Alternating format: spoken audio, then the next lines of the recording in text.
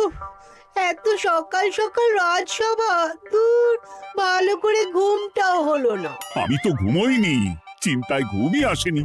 কই গো, তোমরা এসো। এই নিন আমার শাড়ি, এবার মেপে দেখুন, এটা 4 হাত কমে গেছে। এই দেখুন মহারাজ, বিশ্বাস করুন আমি আসল, কিন্তু এই শাড়িটা সারা রাত পরে থাকা সত্ত্বেও 4 হাত তো দূর, 4 আঙুলও কমেনি। লাল শাড়িটাই ছোট মনে হচ্ছে। তাহলে তুমি আসল? উফ, বাবা, বাঁচা গেল। আয়, কে আছো?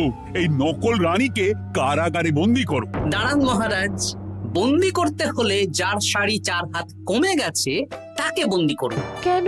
আমার শাড়ি তো 4 হাত কমে গেছে, শর্ত অনুযায়ী যে আসল তার শাড়ি তো 4 হাত কমবে না, আপনি ধরা পড়ে গেছেন নতুন রানীমা।